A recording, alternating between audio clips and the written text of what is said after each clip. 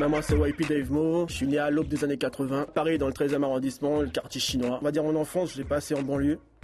Dans le 95, bonne partie. J'étais un enfant super calme. Ma mère se demandait pas voir si j'étais un gars toujours pensif. Je suis l'aîné en fait d'une famille de 7 enfants. Ma mère a bien travaillé, mon père est toujours là. Des bosseurs. Ils ont travaillé pour la communauté. Le fait que j'étais quand même l'aîné, au début j'étais tout seul, j'étais le chouchou à sa maman et tout. Je me rappelle plein de choses. Quand tu vois ma petite sœur est arrivée, j'étais un ninja avec elle, j'étais chambé avec elle. Et on avait un chien à l'époque qui s'appelait Chico. Pas comme les dents, mais vraiment Chico, mais vraiment un Chico. Je faisais vraiment avoir des chicots. Et à chaque fois que tu vois, je foutais une tape à ma sœur, il bondissait sur moi, elle était son ange gardien. Et cette sœur là en plus, une ouf. Elle est plus ouf que Brigitte Bardot. Les animaux, plus qu'une passion. Et je pense que c'est peut-être à cause de Chico. Bref, Dieu est son âme.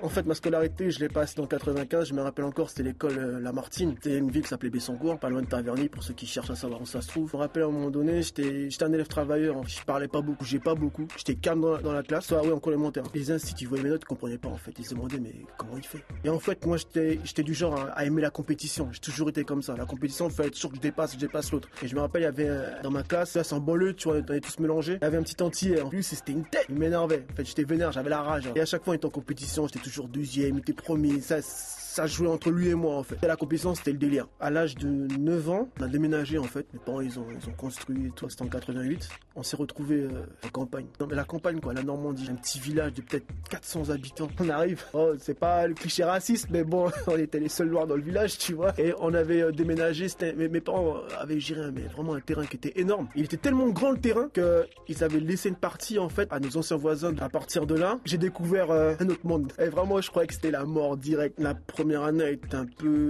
on va dire les 6 premiers mois étaient un peu difficiles, on n'arrêtait pas de rechigner, dire ouais, pourquoi on a déménagé, enfin tu sais c'est difficile pour un enfant qui est habitué à avoir une certaine vie, qui avait ses amis, de bouger comme ça et puis de voir un autre endroit où il n'y a pratiquement rien en fait. Au fur et à mesure, parce que bon la famille était là, la famille de mon père aussi était très proche de nous, c'est-à-dire que j'ai comme grandi dans une famille africaine, donc je les voyais tout le temps, ils venaient tant qu'ils pouvaient, bon j'étais quand même à 110 km de Paris, c'était quand même pas si loin que ça, mais bon, faut dire qu'on arrive dans le village, ça faisait quand même, c'était un peu désert pour nous, donc au début on avait du mal. Et au fur et à mesure, ça commençait à aller bien. Et l'anecdote de l'école, en fait, là où j'étais avant à l'école Lamartine, c'était chaque classe était là, tu vois, c'était t'as une classe de CE1, t'as une classe de CE2, t'as une classe de CM2. Là, t'arrivais dans le village tellement que tu vois, il y avait très peu de monde dans une classe. T'avais 3 classes, t'avais 3 sections en fait. Et trop le délire. En primaire, t'avais 2 classes de primaire. Fallait vraiment le faire, tu vois. Donc nous on arrive, on est là, oh, qu'est-ce qui se passe, tu vois. Et ça faisait bizarre de voir que nous de différents, parce que franchement il y avait que deux teints de couleur de peau en fait. Et nous, les autres, ça faisait bizarre parce qu'on était habitués à avoir plein de mélanges, à avoir différents caractères. Et là, c'était vraiment, ouais, ça faisait plutôt classe d'élèves sérieux, tu vois, qui étaient vraiment là pour bosser et tout. Ça faisait trop bizarre. Alors que je me rappelle qu'en banlieue, t'avais ceux qui travaillaient, t'avais les comptes d'un côté, il y avait de tout. T'avais les voyous, ceux qui foutent le bordel, t'avais ceux qui étaient en difficulté, t'avais de tout. Alors que là, t'es des têtes, c'était impressionnant.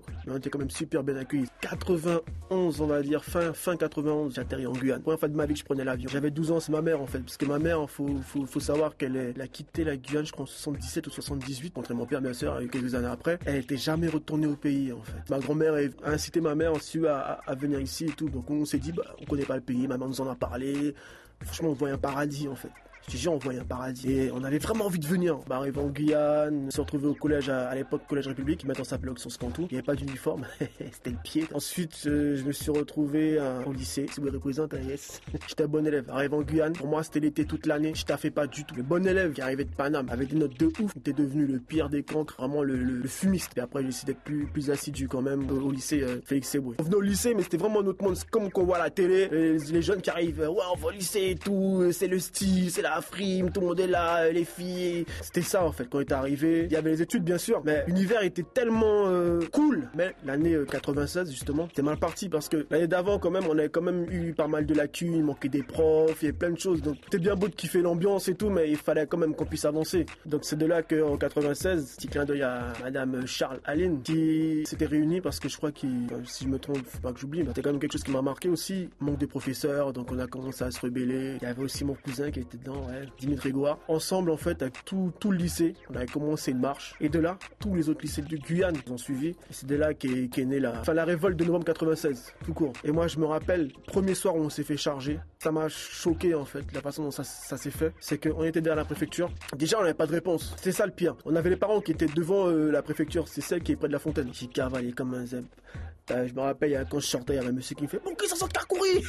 J'ai dit bah reste là si tu veux, moi je taille. Je me rappelle avec ma mère et j'avais ma petite soeur qui était là. On a cavalé, tu vois, des bombes lacrymo qui tombaient comme ça. C'était la première fois de ma vie que ça m'arrivait. Pourtant, je viens de Paname, soi-disant, il y a le bordel là-bas et tout. Hein. C'est en gun que ça m'arrive de me faire charger la première fois de ma vie. Après le lycée, j'ai eu mon bac, j'ai un bac littéraire et tout. Je pouvais faire des études de droit à l'UAG. À l'époque, c'était au campus Saint-Denis, si on peut dire. J'ai fait 3 ans de droit, après je me suis arrêté parce que bon, entre temps, j'ai trouvé un taf. Parti de chez mes parents à 19 ans, faut le dire. De ce côté-là, j'étais assez un peu rebelle. Puis voilà, quoi.